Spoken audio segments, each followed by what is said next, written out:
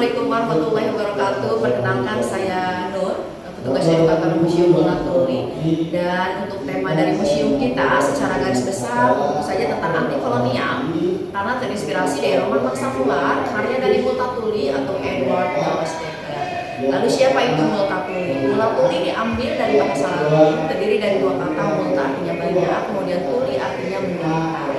Begitu Bapak. Baik, dan sekarang kita sudah berada di ruang selamat datang. Adakah saja di ruangan ini? Tentu saja Museum Mulatuli memiliki beberapa display dan koleksi Museum Mulatuli. Di antaranya ada mozaik wajah Mulatuli, kemudian kita juga punya maket.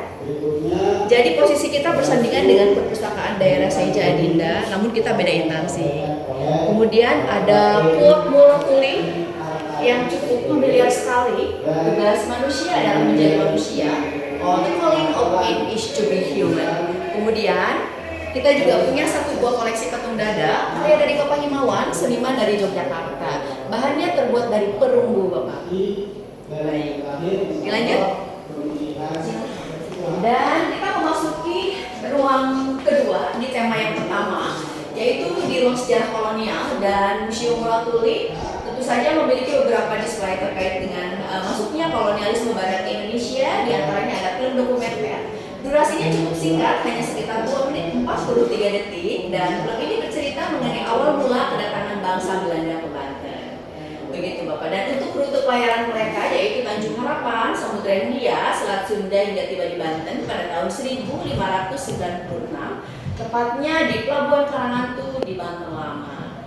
Baik, dan hal yang melatar belakangi kedatangan bangsa-bangsa Eropa ke Nusantara tentu saja terkait dengan spices, bumbu dapur ini Pak, rempah-rempah, pala, cengkeh, kemudian lada dan kayu manis. Nah, pada abad ke-16 untuk pala banyak ditemukan di Kepulauan Banda, kemudian cengkeh, kayu manis dari Maluku Utara, dan lada justru banyak ditemukan di Pulau Jawa dan Sumatera. Begitu Bapak. Dan kita juga memiliki beberapa display kapal VOC atau kepanjangan dari Very Ocean Company, merupakan perhimpunan dagang Hindia Timur.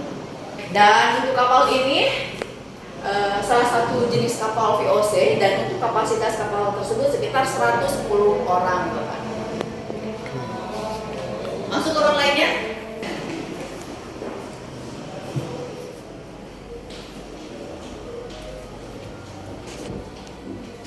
Baik Bapak, dan kita memasuki ruang tanam paksa, atau orang-orang Belanda biasa menyebut sistem tanam paksa ini dengan sebutan Kultur Stelsel, peraturan yang pertama kali dikeluarkan oleh Johannes van der Bos 1830.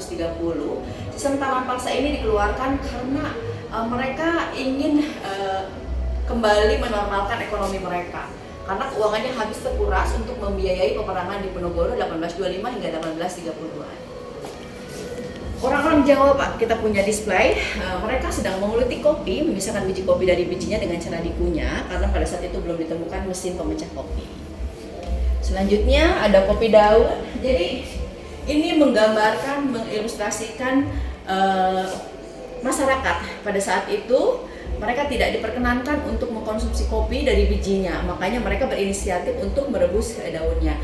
Bahkan Mulatuli melalui mahakarya Max Havelaar dia juga bercerita tentang kopi daun ini Bapak. Untuk bibit kopi awalnya dibawa dari kota Malabar India, kemudian ditanam di Nusantara. Kenapa kopi ini begitu trending? Betul sekali, karena kopi merupakan komoditi unggulan ketika masa tanam paksa pada saat itu. Selain mereka juga harus menanam jenis tanaman lain yang laku di pasaran Eropa seperti halnya kina, nila, tebu, dan tembakau. Baik, dan kopi ditanam di 18 titik residenan mulai dari Banten, Priangan, Karawang hingga Besuki, Jawa Timur. Dan selanjutnya ini merupakan struktur birokrasi pemerintahan Hindia Belanda ketika masa kolonial. Jadi ada dualisme birokrasi pemerintahan pada saat itu.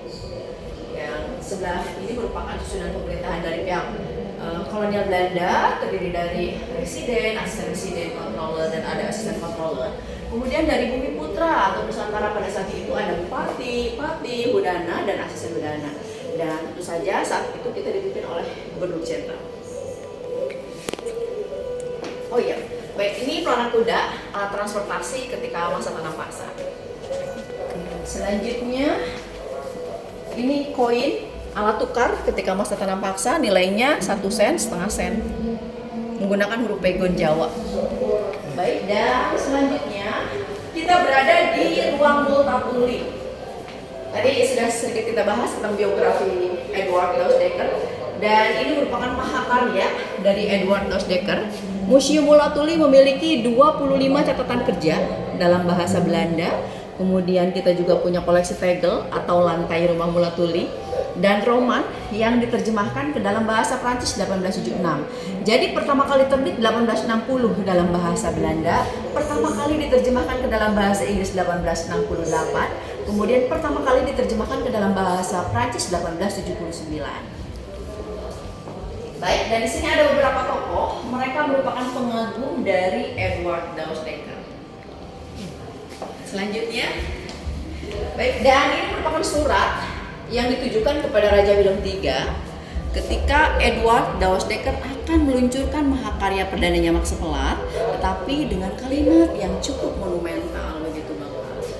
Kepada Anda saya bertanya dengan penuh keyakinan, apakah kerajaan Anda ingin membuat lebih dari 30 juta rakyat di Hindia Timur ditindas dan dihisap atas nama yang mulia, begitu katanya.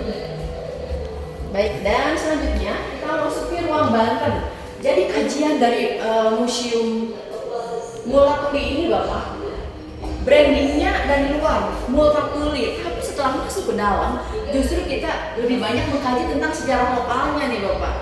Nah, di sini kita bercerita mengenai beberapa bentuk perlawanan masyarakat kita melawan Belanda tentunya. Jadi bisa kita simpulkan ini merupakan pahlawan-pahlawan lokal kita Bapak, yang namanya kurang dikenal oleh masyarakat luas. Tetapi Museum Multatuli ini memperkenalkan bahwa inilah sosok-sosok yang begitu berjasa terhadap kemerdekaan Republik Indonesia.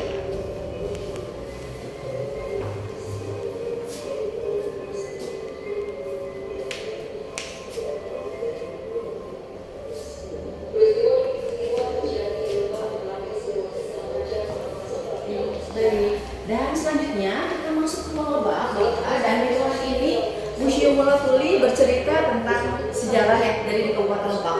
Otomatis pembahasan kita lebih lokal lagi begitu. Nah, dari awal mulai terbentuknya Kabupaten Lebak 2 Desember 1828. Jadi kita lebih awal Bapak terbentuknya Kabupaten Lebak seprovinsi itu ya dibandingkan dengan Pandeglang. Makanya kalau di Rangkasbitung itu masih ada viara, kemudian gereja, karena kita lama gitu. Kalau Pandeglang nggak ada ya Pak ya? Baik, dan ini merupakan replika prasasti Cidanghiang, bukti sejarah dari Kerajaan Tarumanegara, kerajaan yang Hindu-Buddha pertama di Pulau Jawa. Berdiri pada abad ke-4, kemudian runtuh pada abad ke-5. Untuk isi daripada kutipan ini, dia bercerita mengenai pengagungan kepada Raja Purnawarman, di mana sosok raja ini merupakan raja yang pandai melakukan peperangan sehingga dia banyak melakukan ekspansi atau perluasan wilayah hingga ke desa Lonjong Pandeglang. Lanjut, kita juga punya koleksi baju batik di Kabupaten Lebak, Bapak. Kita nggak punya sejarah batik, dan batik ini dari Solo. Kemudian ada tenun Baduy. Bapak sudah pernah ke Baduy? Oke. Next.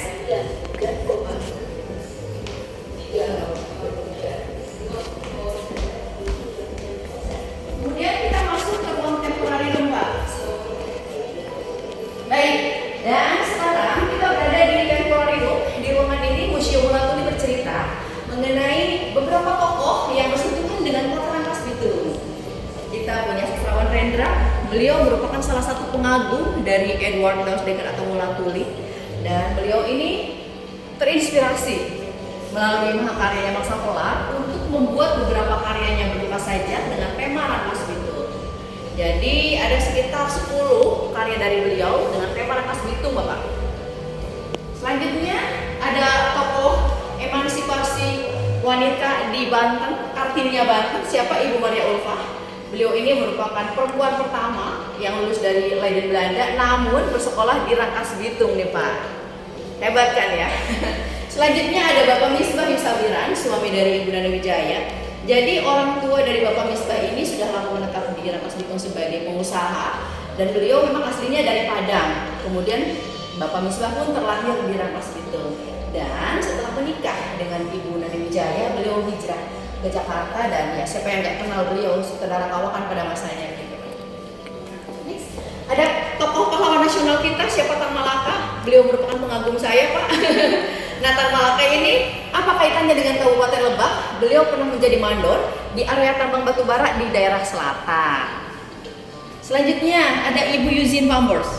Beliau menikah dengan Ian Van Halen, peniup saksofon nih Pak. Dan dari hasil pernikahannya ini mereka memiliki 2 putra, Eric dan Eddie, yang kemudian terkenal dengan bandnya Van Halen. Dan 2 anak ini tuh bangga sekali Pak jadi orang Rangkas Bitung. Jadi dulu tuh kalau misalkan diwawancara sama tim media, "What you come from, Eric, Eddie?" "I'm from Rangkas Bitung," katanya begitu. Jadi cukup membanggakan Pak.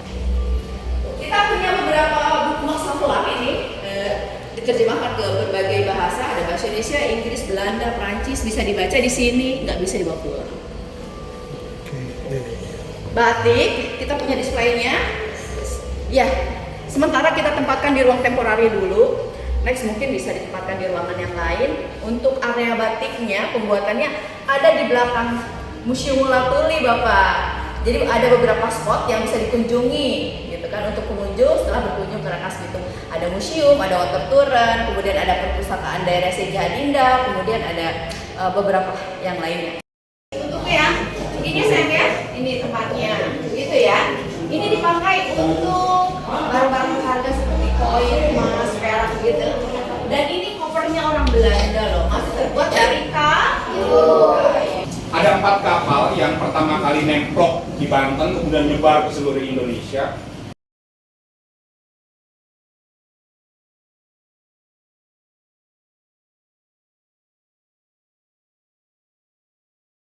Saya Siti Nur Hasanah, petugas edukator Museum Latuli. Ditunggu untuk kunjungan berikutnya.